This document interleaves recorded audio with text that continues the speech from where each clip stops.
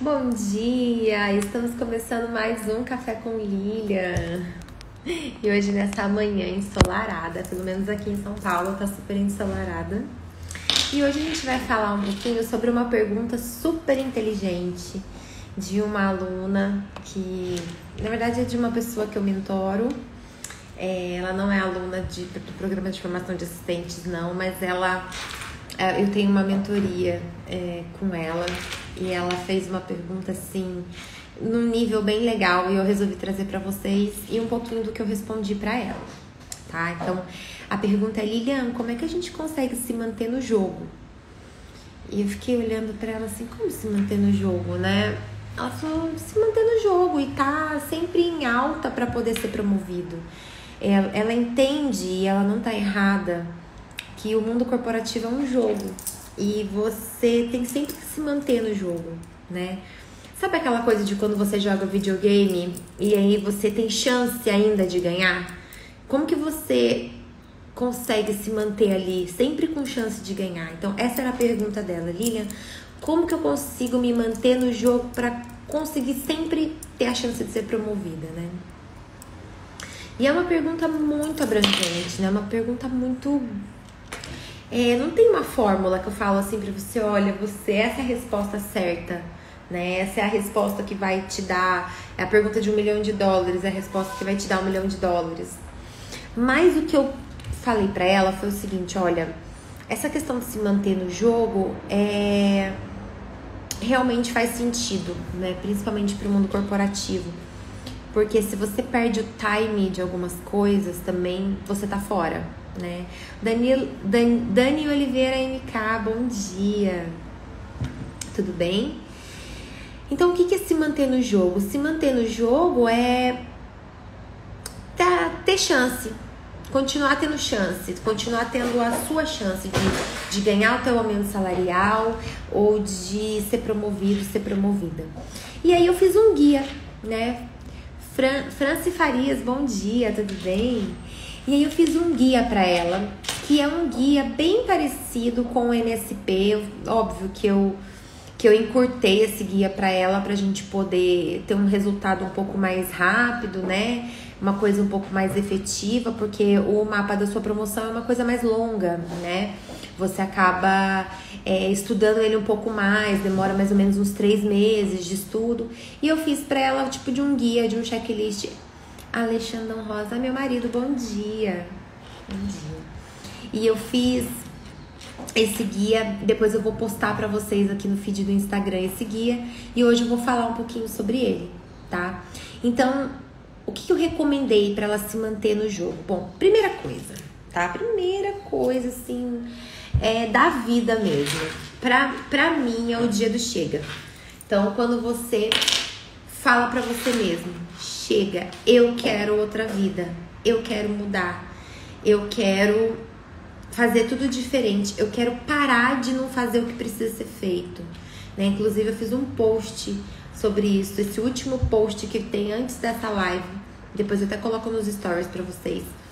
Mas esse post fala um pouco disso. Eu me lembro exatamente de como eu estava me sentindo no meu dia do chega. No dia que eu falei, chega, não quero mais essa vida pra mim, eu quero ganhar dinheiro, eu quero ter um salário bom, eu quero ter um cargo bom, eu tô cansada de ter a mesma vidinha de sempre e não evoluir. Então eu me sentia uma pessoa muito aquém do que eu era, um sentimento muito ruim. Eu me lembro exatamente como era a angústia que eu sentia naquele dia que eu resolvi falar, chega, acabou, né? E a segunda coisa é que esse dia do chega te leva a uma mudança de mindset, né? Uma mudança de quê? De mentalidade. Mas você precisa ajudar isso, não é uma coisa que você fala da boca pra fora. Você precisa falar e executar. E mudar o mindset tem tudo a ver com o ambiente que você está. Porque você transforma o ambiente, como a gente falou no Café com Lilian de ontem, se eu não me engano, né? Você transforma o ambiente transforma você. Então, mudar a mentalidade, mudar o mindset tem tudo a ver com as escolhas que você faz, os nãos que você diz e os locais que você está e para onde você quer ir. Então, mudar o mindset é o segundo ponto importante para que você consiga se manter no jogo, aí do mundo corporativo e pleitear seu aumento, a sua promoção. Depois eu recomendei para ela fazer uma fotografia da carreira dela. Então, ela deu o dia do chega, ela mudou o mindset dela, tá na hora dela fazer uma autoavaliação. Também falei nesse post de ontem sobre isso. E assim, quando você só pode fazer a fotografia da sua carreira quando você tá com o mindset calibrado, mudado, totalmente com a ideia comprada de que você tem que ser diferente. Porque como que você vai conseguir fazer uma autoanálise se você ainda não tá com a cabeça diferente? Você ainda tá pensando com aquela cabeça antiga que não tava te levando a lugar nenhum. Então, para você fazer a fotografia da tua carreira, que tem um modelinho que eu ensino direitinho no método MSP, você precisa ter uma mentalidade diferente, ter feito aquelas escolhas que eu falei, os nãos que precisam ser falados, tá? Então, fazer a fotografia da carreira é o terceiro passo. O quarto passo é você montar um planning, um plano de carreira. E o que é o planning? É o seu planejamento de 5 anos. Pelo menos de 5 anos, porque a gente não pode planejar as coisas para daqui a 6 meses, 1 ano apenas. Sim, a gente pode planejar para 6 meses e 1 ano, mas a gente tem que ter alguma coisa também a longo prazo, porque a gente precisa ter um motivo para ir para frente. Se a gente põe conquista só de curto prazo, como que a gente vai evoluir? Né? Então a gente precisa fazer de longo prazo, de pelo menos 5 anos e ir se renovando a cada ciclo, a cada ano, tá? Depois que você faz o seu planning, também tem um modelinho no método MSP que eu ensino, você vai focar nos marcos, porque o seu planning tem várias etapas. O planning, ele tem vários marcos que você vai atingindo, como se fosse um mapa mesmo. É um mapinha que tem vários pontos, igual videogame, à medida que você fecha uma fase, ele te abre outra. Então, cada fase que você pula, cada fase que você passa, te gera um marco. Então, o foco nos marcos, né, para você poder superar e executar todos os marcos, e principalmente resiliência nas etapas que são mais desafiadoras, mais difíceis, aquelas que você tem mais dificuldade. E o que é ter resiliência? É você lidar com aquilo, saber lidar sozinho com as coisas, é cair e levantar sozinho, é dar a volta por cima, não ficar esperando e nem se lamentando, é fazer acontecer. Então, você só pode fazer tudo isso depois que você tem um roteiro. E sem roteiro realmente desmotiva. Por isso que eu ensino fazer a fotografia, depois fazer o planning, depois focar em cada marco, tá? E o próximo passo é dedicação no aprendizado, porque muita coisa você vai aprender com o teu planning. Quando você fizer o teu planning, você vai ver que tem muita coisa que você não sabe, que você precisa correr atrás de aprender, ou de forma gratuita, ou talvez até de forma paga. E aí você vai ter que escolher fazer um investimento, porque, gente, tem uma coisa que é muito interessante que eu gosto de falar, que as pessoas falam, mas eu não tenho dinheiro. Na verdade, você tem, é que não é prioridade pra você. Então, quando você escolhe fazer o seu planning, você começa até a resolver o seu problema financeiro.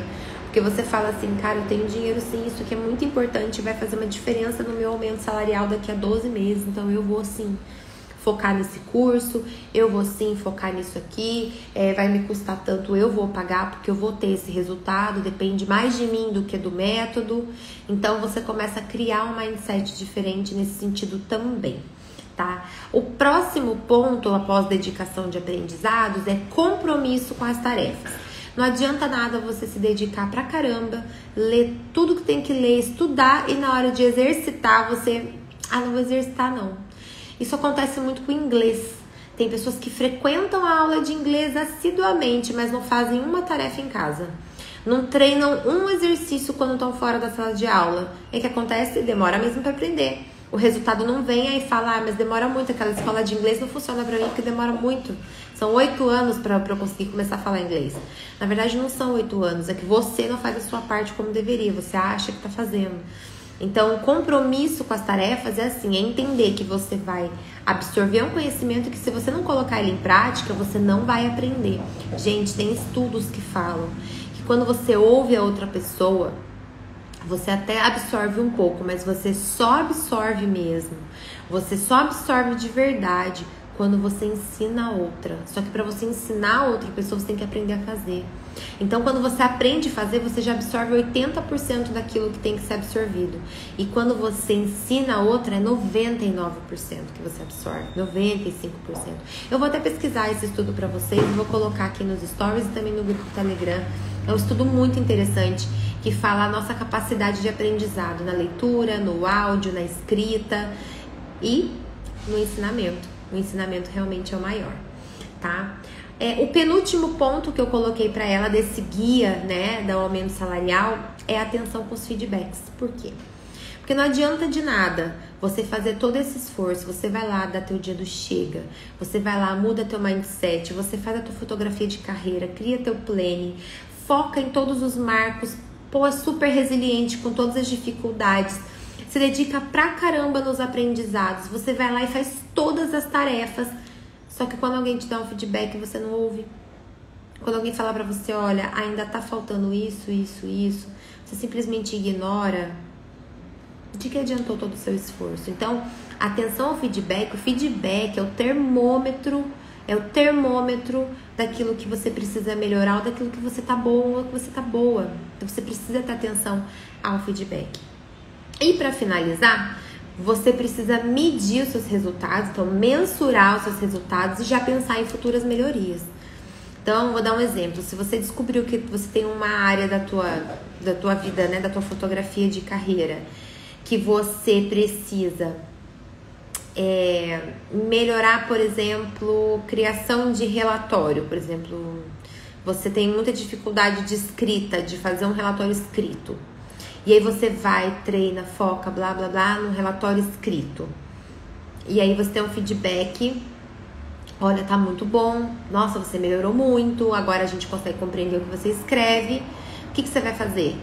Cada relatório que você começar a fazer, você vai começar a fazer uma autoanálise desse relatório. Poxa, aquele lá é o meu relatório parâmetro, aquele que tá bom. Deixa eu ver se ele tá igual. Então começa a medir se o que você fez tá no mesmo nível do que você já entregou e já foi elogiada.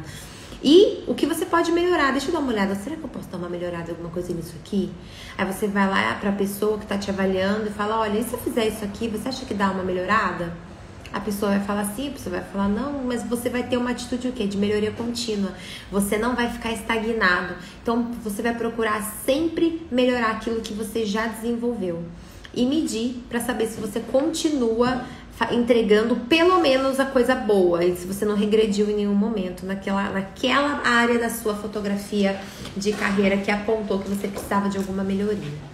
Tá bom? Então, assim, esse guia que eu passei pra ela é um guia bem resumido do método NSP, mas que já ajuda a curto prazo você já focar em pelo menos, quando você faz sua fotografia, você pelo menos tem uma noção do caminho que você tem a seguir, do mapa que você precisa percorrer dessa jornada, e você já começa a fazer algumas mudanças e atacar em alguns pontos que já podem te trazer algum resultado e principalmente te levar ao teu aumento salarial, tá bom? Um forte abraço, obrigada por quem assistiu até o final, muito obrigada e até o próximo Café com Lilian.